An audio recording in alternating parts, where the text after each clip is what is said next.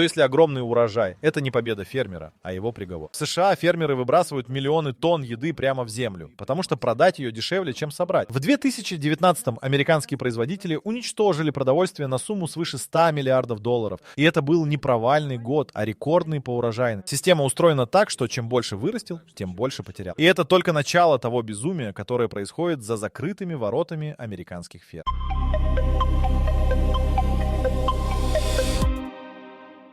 Осенью 2019-го фермер из штата Айова Дэниел Хоффман собрал рекордные 80 тысяч бушелей кукурузы. За неделю до сбора урожая цена на бирже держалась на уровне $4 20 центов за бушель. Он уже подсчитал прибыль, договорился с банком о погашении кредита и даже внес задаток за новый. Через 10 дней цена упала до $2 80 центов. За одну неделю Хоффман потерял на бумаге $112 тысяч, больше, чем зарабатывал за 3 предыдущих года. Это не единичный случай и не невезение. Это системный механизм американского сельского хозяйства, который повторяется каждый раз, когда урожай оказывается слишком хорошим. Когда все фермеры одновременно привозят зерно на рынок, предложение мгновенно давит на цену вниз. Склады переполняются за считанные недели. Элеваторы отказывают в приеме или выставляют штрафные тарифы за хранение. Фермер оказывается в ловушке. Продавать сейчас значит продавать в убыток, ждать, потому что значит платить за хранение каждый день. В 2012-м в США случилась жестокая засуха, и цены на кукурузу взлетели до $8 за бушель. Фермеры взяли кредиты, расширили посевные площади, купили технику. В 2014-м случился рекордный урожай, и цена рухнула обратно до $3,5. Именно тогда по всему Среднему Западу началась волна банкротств, которую экономисты назвали сельскохозяйственным похмельем после бума. Министерство сельского хозяйства США фиксирует закономерность. Каждый раз, когда национальный урожай кукурузы или сои превышает прогноз на 10 и более процентов, оптовая цена падает на 20-30% в течение 2 месяцев. Это называется ценовой эластичностью сельскохозяйственных товаров.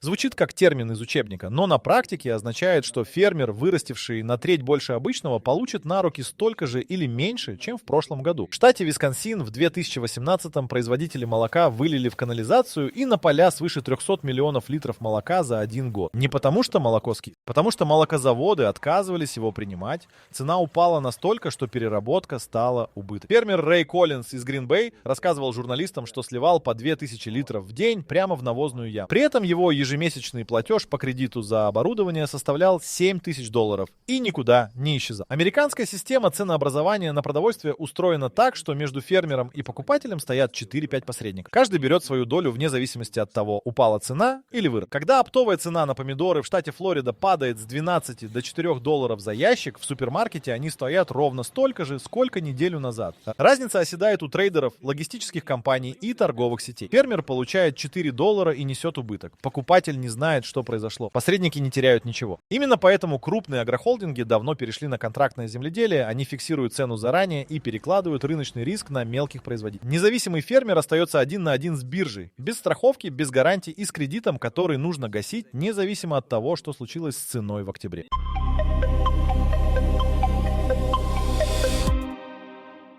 В сентябре 2019-го в округе Фресно, штат Калифорния, на обочине федеральной трассы появилась гора персиков высотой около 4 метров. Ни мусор, ни отходы переработки. Товарные плоды, собранные 3 дня назад. Фермер Марко Гутьеррес выгрузил их прямо на землю, потому что оптовый покупатель отказался от контракта в последний момент. Рынок был переполнен калифорнийскими персиками, и цена упала ниже себестоимости сбора. Везти урожай обратно на ферму не имело смысла. Платить за утилизацию – тоже лишние деньги. Гора сгнила за 5 дней. Это происходит в США каждый год, но масштаб явления большинство людей не осознает. По данным организации ReFed, которая отслеживает пищевые потери в Америке, ежегодно в стране уничтожается или выбрасывается около 130 миллионов тонн продовольствия. Из них почти треть. Потери непосредственно на уровне фермы, до того, как еда попала в магазин или на стол. Это не испорченное, не зараженное, не опасное продовольствие. Это еда, которую просто невыгодно продавать. В штате Айдахо в 2020-м фермеры уничтожили свыше 100 тысяч тонн картофеля за 1 сезон. Часть закопали бульдозерами прямо в поле, часть вывезли на специальные полигоны. Причина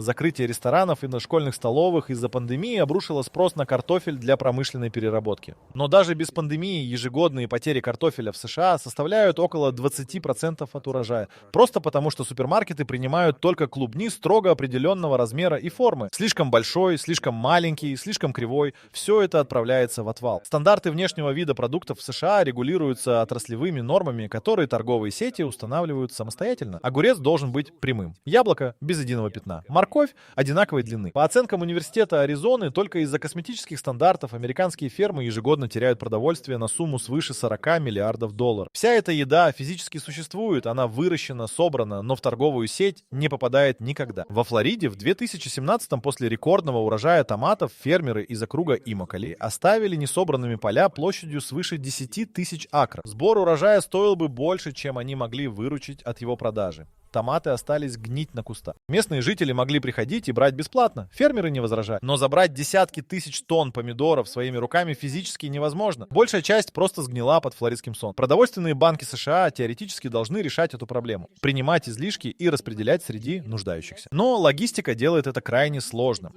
Забрать скоропортящийся урожай нужно в течение 24-48 часов, доставить в холодильные хранилища, рассортировать и развести по точкам выдачи. У большинства продовольственных банков нет ни достаточного количества рефрижераторов, ни персонала для такой операции. В результате фермер звонит в банк еды, слышит, у нас нет возможности забрать сегодня, и вызывает бульдозер. В штате Орегон местная некоммерческая организация Oregon Food Bank подсчитала, что из всех продуктов, которые фермеры готовы пожертвовать в урожайные годы, удается спасти не более 12%. Остальное уничтожает. При этом каждый 8-й житель Орегона испытывает так называемую продовольственную нестабильность, то есть не всегда имеет доступ к достаточному количеству еды. Горы гниющих персиков и пустые холодильники существуют в одном штате, в одно и то же время, в нескольких часах езды друг от друга.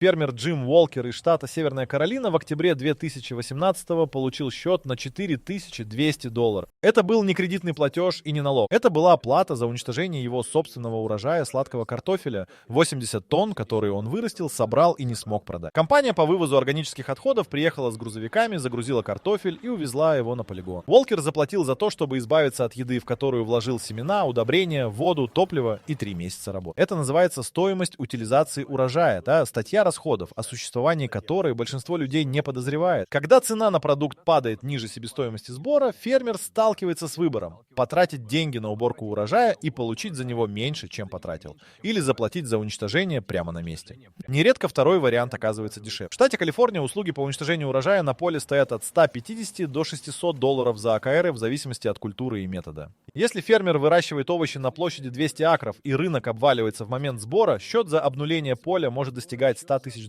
Это деньги, которые уходят в никуда. Ни в продукт, ни в зарплату, ни в развитие хозяйства. Просто плата за то, что урожай вообще существует. Методы уничтожения зависят от культуры. Листовые овощи, салат, шпинат, капуста заделывают в почву дисковыми боронами прямо на корню. Процедура называется зеленая вспашка и внешне выглядит как обычная полевая работа, если не знать, что под ножами борон находится готовый к употреблению урожай. Корнеплоды вывозят на специальные площадки и давят трактора. Фрукты сваливают в ямы и засыпают известью, чтобы ускорить разложение и предотвратить распространение вредителей. В 2020 году в штате Техас производители лука из долины Рио-Гранде уничтожили свыше 50 тысяч тонн урожая. Закрытие ресторанного сектора из-за пандемии обрушило оптовый спрос за 2 недели. Фермеры не успели перестроиться на розничные каналы. У них не было упаковочных линий, контрактов с супермаркетами и холодильных мощностей для длительного хранения. Техасская ассоциация производителей лука подсчитала, что суммарные потери отрасли за один сезон составили около $20 миллионов. В эту сумму включены не только потери от нереализованного урожая, но и прямые расходы на его физическое уничтожение. Государственная программа страхования урожая в США теоретически должна компенсировать подобные потери. Но страховка покрывает только потери от природных катастроф: засухи, заморозков, наводнений. Обвал рыночной цены страховым случаем не считает. Существует отдельная программа страхования выручки, но ее условия таковы, что выплата срабатывает только при падении цены одновременно с падением урожайности. Если урожай рекордный, а цена рухнула, фермер остается без компенсации, потому что формально катастрофы не произошло. Фермерские объединения штата Флорида в 2017-м направили в Конгресс петицию с требованием создать федеральный фонд для покрытия расходов на утилизацию урожая в кризисные годы. Петицию подписали свыше 2000 хозяйств. Конгресс принял ее к сведению. Фонд создан не был. Следующей осенью флоридские фермеры снова платили за уничтожение томатов из собственного кармана. Самое жесткое в этой ситуации — юридический аспект. В большинстве штатов фермер обязан утилизировать нереализованный урожай в соответствии с санитарными нормами. Бросить поле и уйти нельзя — штраф. Оставить гниющие плоды у дороги нельзя — штраф. Вывести урожай на несанкционированную свалку нельзя — штраф. Фермер загнан в угол законом, рынком и собственным банковским долгом одновременно. И выход из этого угла в любом случае стоит денег.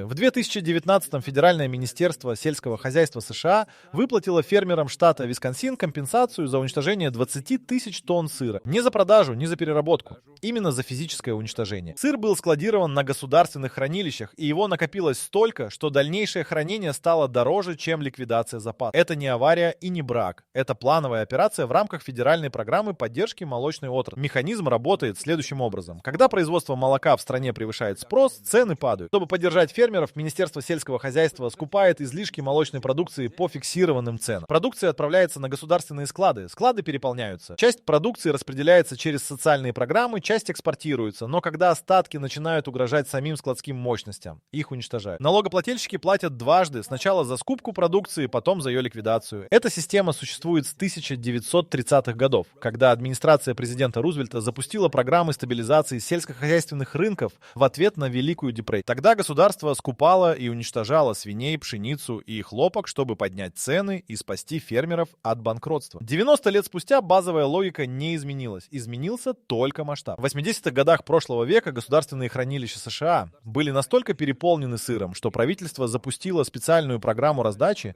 так называемый правительственный сыр, распределялся среди малоимущих граждан через социальные службы. Программа работала несколько лет, пока запасы не сократились до управляемого уровня. Но даже тогда часть продукции была уничтожена, потому что логистика раздачи не успевала за темпами накопления. В 2020-м, в первые месяцы пандемии, Министерство сельского хозяйства США запустило программу под названием «Фермерская продовольственная коробка» с бюджетом $3 миллиарда.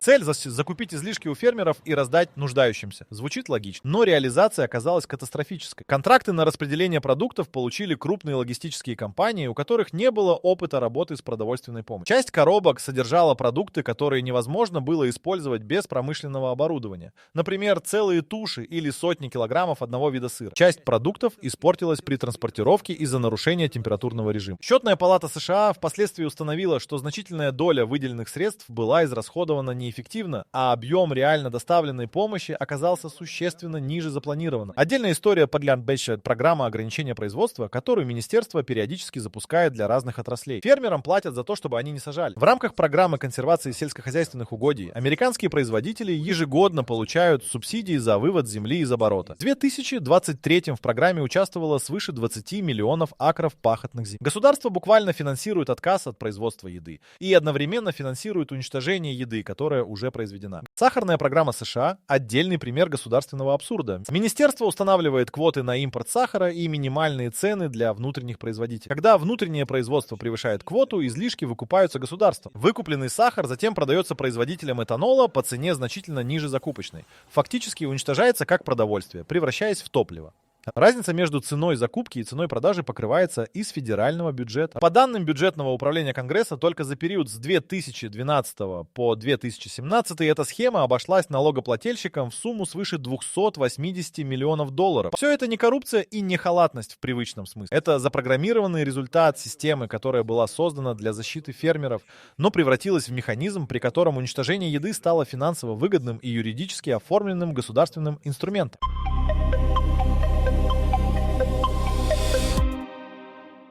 В округе Фресно, штат Калифорния, в 2019-м фермеры уничтожили продовольствие на сумму свыше $60 миллионов за один сезон. В том же округе, в том же году, каждый четвертый житель официально находился за чертой бедности. Фресно входит в десятку самых бедных округов США и одновременно является одним из крупнейших сельскохозяйственных районов страны. Люди голодают в окружении полей, которые дают урожай круглый год. По данным организации Feeding America, в 2022 в США хроническое отсутствие достаточного питания испытывали около 44 миллионов человек. Из них свыше 13 миллионов — дети. Это не абстрактная статистика бедных. Это люди, которые пропускают приемы пищи, сокращают порции и выбирают между едой и оплатой коммунальных услуг. При этом в том же году американские фермы уничтожили или не собрали продовольствие, которого хватило бы для прокорма каждого голодающего в стране несколько раз. Парадокс объясняется географией и логистикой. Основные сельскохозяйственные районы США — Калифорния, Айова, Небраска, Канзас — находятся за сотни и тысячи километров от городских центров, где концентрируются бедные. Нью-Йорк, Чикаго, Лос-Анджелес, Хьюстон.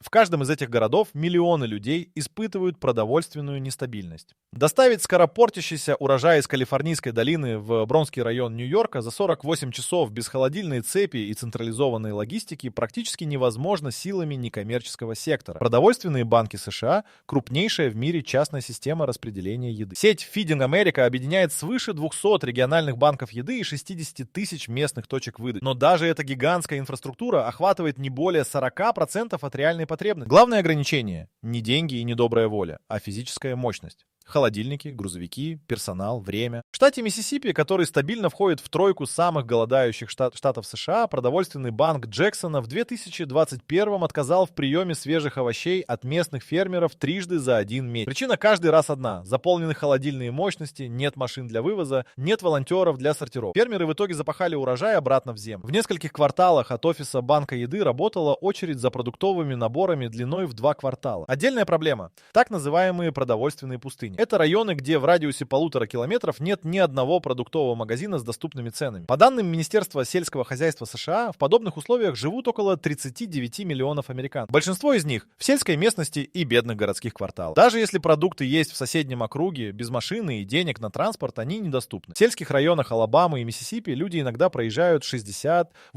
километров до ближайшего супермаркета. Программа продовольственных талонов, официально называется SNAP, охватывает около 42 миллионов американцев. Средняя выплата в 2023 составляла около $180 в месяц на человека. При средней стоимости минимальной продовольственной корзины около $300 в месяц на взрослого человека разрыв очевиден. Получатели талонов вынуждены выбирать самые дешевые продукты. Как правило, переработанные, с высоким содержанием сахара и жира. Потому что свежие овощи и фрукты на эти деньги купить в достаточном количестве невозможно. В 2 часах езды от полей округа Фресно, где гниют персики и давят тракторами картофель, находится Стоктон, город, в котором в 2018 году была официально признана самая высокая доля жителей, страдающих от нехватки еды, среди всех крупных городов Калифорнии. Расстояние между горой гниющих фруктов и пустым холодильником 120 километров. Это расстояние никто не преодолевает, потому что рынок не видит в этом прибыли, а государство не создало механизма, который работал бы быстрее, чем гниет персик.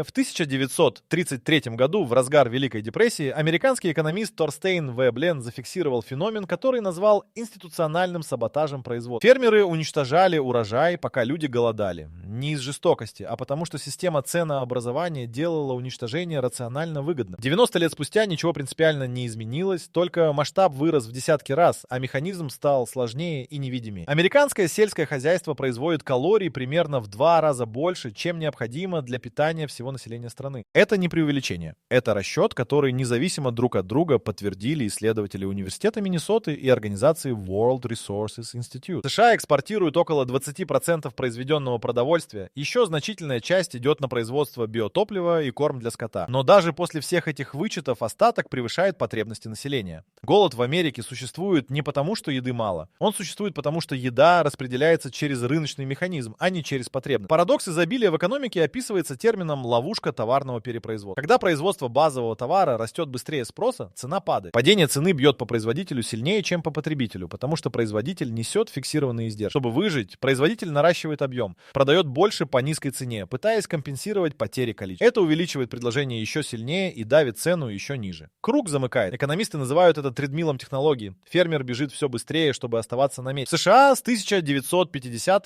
по 2020 количество ферм сократилось с 6 миллионов до менее чем 2 миллионов. Средний размер оставшейся фермы за тот же период вырос с 80 до 230 акров. Мелкие хозяйства разорялись. Выживали те, кто успевал масштабироваться. Крупные агрохолдинги поглощали соседей, снижали издержки на единицу продукции и продолжали наращивать производство. Результат – рынок залит дешевым продовольствием, которое при этом недоступно миллионам людей, потому что дешевое для оптового покупателя не означает дешевое для конечного потребителя в бедном районе. Торговые сети в этой системе занимают уникальную позицию. Крупнейшие ритейлеры – Walmart, Kroger, Costco жестко контролируют значительную долю розничного продовольственного рынка США. Они диктуют условия поставщикам, цену, объем, стандарты качества, сроки и условия доставки. Если урожай не соответствует стандарту по внешнему виду, отказ. Если поставщик не может обеспечить объем, штрафные санкции. Если цена на рынке упала, торговая сеть немедленно требует пересмотра контракта вниз. Если цена выросла, контракт пересматривается значительно медленнее. Фермер в этой цепочке – наиболее уязвимое звено с наименьшей переговорной силой. В 2023 году средняя розничная наценка на свежие продукты в американских супермаркетах составляла от 100 до 300% к оптовой. Фермер продавал помидоры оптом по 25 центов за фунт. В магазине они стоили $1.20. Разница уходила логистике, переработке, торговой сети, но не производителю. При этом именно производитель нес все риски: погода, болезни растений, колебания рынка, стоимость удобрений и топ. Самый жесткий пример парадокса изобилия – американский рынок молока. США производят молока больше, чем потребляют на протяжении десятилетий. Государство субсидирует производство, скупает излишки и одновременно финансирует рекламные кампании, убеждающие людей пить больше молока. Знаменитая компания Got Milk стоила налогоплательщикам и участникам отрасли сотни миллионов долларов. Потребление молока при этом в США падало начиная с 1970-х. Люди переходили на растительные напитки и другие источники кальция. Производство продолжало расти, цены продолжали падать, фермеры продолжали банкротиться, государство продолжало платить субсидии. Круг не разрывался ни разу.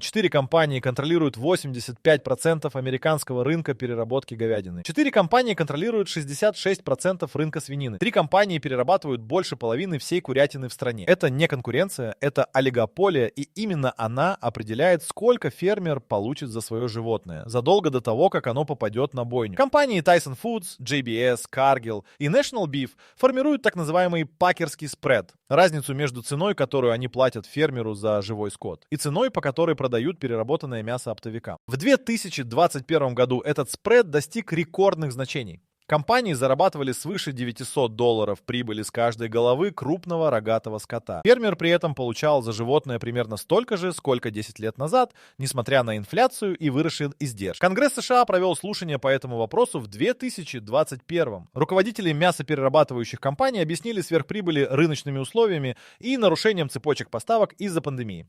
Антимонопольного расследования инициировано не было. Законопроект об ограничении концентрации в мясоперерабатывающей отрасли был внесен в Сенат и заблокирован в комитете. Спред сохранился. Схожая картина на рынке зерна. Компании Archer Daniels Midland, Bunch, Cargill и Louis Dreyfus, так называемая группа ABCD, контролируют около 75% мировой торговли зерном. В США они владеют элеваторами, речными терминалами, железнодорожными контрактами и экспортными мощностями. Фермер, который вырастил пшеницу в Канзасе, физически не может продать ее никому другому. Ближайший элеватор принадлежит одной из этих компаний. Альтернативы нет. Цену диктуют они. Агрохимический рынок устроен аналогично. 3 компании после серии слияний в 2010-х годов контролируют свыше 60% мирового рынка семян и пестицидов. В США фермер покупает семена генетически модифицированных культур по лицензионному соглашению, которое запрещает сохранять семена с урожая для посева на следующий год. Каждый сезон новая покупка. Цена на семена кукурузы с 1995 по 2015 выросла на 320%.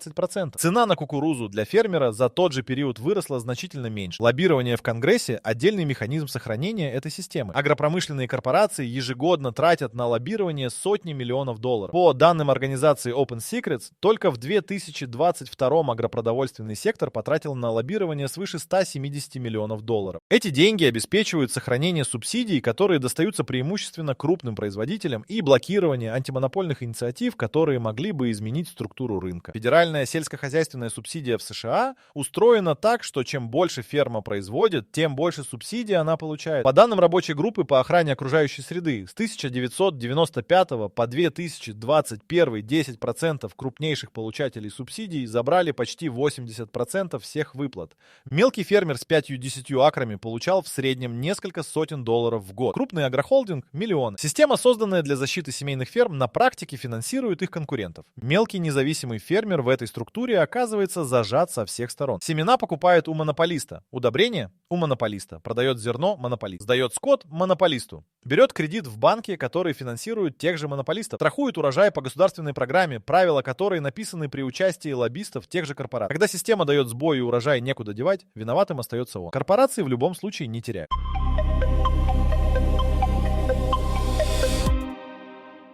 В В 2012 году лоббистская организация American Legislative Exchange Council, известная под аббревиатурой, которую в США знает каждый политик, подготовила модельный законопроект, который запрещал фотографировать и снимать видео на территории сельскохозяйственных предприятий без разрешения владельца. Законопроект был принят в той или иной форме в 9 штатах. Официальная причина – защита коммерческой тайны и биологической безопасности ферм. Реальный эффект – журналисты и активисты, документировавшие уничтожение урожая и условия содержания животных, стали уголовными преступниками. Система закрылась от наблюдения. Эти законы получили название AGAG. В дословном переводе «заткни агро». Первый иск по такому закону в штате Айдахо был подан против активистки, которая сняла на телефон, как работники молочной фермы выливают тысячи литров молока в канализацию во время ценового кризиса. Федеральный суд впоследствии признал законы неконституционными в нескольких штатах, но к тому времени они уже выполнили свою функцию, создали правовую атмосферу, в которой документировать происходящее на фермах стало опасно. Уничтожение продовольствия в промышленных масштабах выгодно конкретным участникам рынка, и они активно защищают эту выгоду законодательными инструментами. Когда в 2019-м сенатор от штата Вермонт внес законопроект, обязывающий крупные агропредприятия передавать излишки урожая продовольственным банкам вместо уничтожения, законопроект получил поддержку 12 сенаторов из 100. Против выступили лоббисты торговых сетей, мясоперерабатывающих компаний и агрохимических корпораций. Аргумент. Принудительная передача продуктов нарушит рыночное ценообразование и создаст прецедент государственного вмешательства в частную собственность. Рыночное ценообразование, которое они защищали, к тому моменту уже привело к тому, что за предыдущие 10 лет разорились свыше 100 тысяч американских ферм. Средний возраст американского фермера в 2020-м составлял 57 лет. Молодежь не идет в сельское хозяйство, потому что экономика отрасли делает его заведомо убыточным для малого производителя. Земля скупается агрохолдингами и инвестиционными фондами. В 2023-м крупнейшим частным владельцем сельскохозяйственных земель в США являлся Билл Гейтс с площадью угодий свыше 270 тысяч акров. Страховая система, которую государство предлагает фермерам как защиту, устроена так, что основным ее бенефициаром являются страховые компании и банки. Федеральная программа страхования урожая субсидируется государством примерно на 60%. То есть налогоплательщик оплачивает большую часть страховой премии за фермера. Но при наступлении страхового случая выплата рассчитывается по формулам, которые разрабатывались при участии страховых лоббистов и систематически занижают реальные потери. По данным Счетной палаты США, страховые компании, участвующие в федеральной программе, получают гарантированную доходность около 22% годовых, втрое выше среднерыночной нормы для страхового бизнеса. Самый показательный факт. Структура прибыли в продовольственной цепочке. В 1950-м фермер получал около 41 цента с каждого доллара, потраченного покупателем на еду в магазине. В 2020-м 14 центов. Остальное распределяется между переработчиками, логистикой, торговыми сетями и финансовыми посредниками. Доля производителя в розничной цене продовольствия сократилась втрое за 70 лет. И это происходило не само по себе, а в результате последовательных политических решений, каждое из которых лоббировалось теми, кто получал эти оставшиеся 86 центов. Система не сломалась случайно. Она была последовательно перестроена так, чтобы производство еды оставалось убыточным для мелкого фермера, выгодным для корпораций и невидимым для потребителя. Каждый раз, когда кто-то пытался изменить правила, законопроект блокировался, активист получал уголовное дело, журналист лишался аккредитации. Гниющие персики у дороги и пустые тарелки в городе — это не сбой, это результат.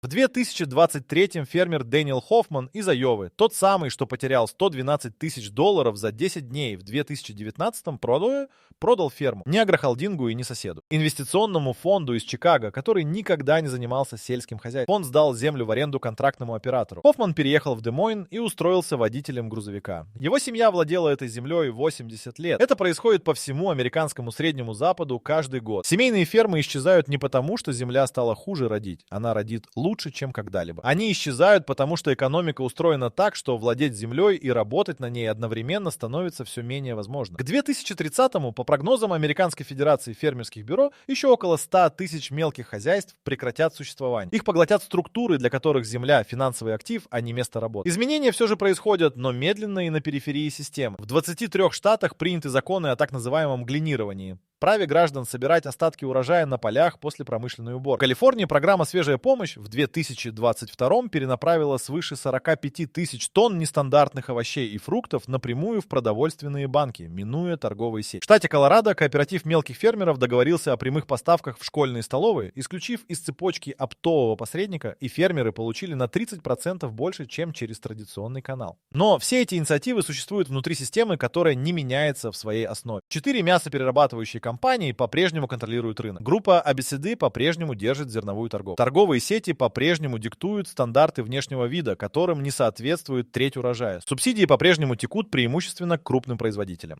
Законопроекты об обязательной передаче излишков продовольствия по-прежнему блокируются в комитетах. Вопрос, с которого начался этот рассказ, почему огромный урожай убивает фермера, имеет точный ответ. Потому что фермер производит товар, цену на который он не контролирует, через посредников, которых он не выбирает, по правилам, которые написаны без его участия. Если вам кажется, что фермеру с его урожаем просто не везет, загляните на наш сайт whiteairy.com. Там мы собрали еще больше интересных историй и статей, которые помогут вникнуть в эту запутанную тему. Ссылка в описании, не упустите шанс узнать больше. Рекордный урожай означает рекордное предложение на рынке, которое уже контролируется теми, кто заинтересован в низкой закупочной цене. Чем лучше фермер работает, тем сильнее он давит цену против самого себя. Финальная цифра, которая объясняет все. В 2023 году чистый доход среднего американского фермера от сельскохозяйственной деятельности составил около $20 тысяч.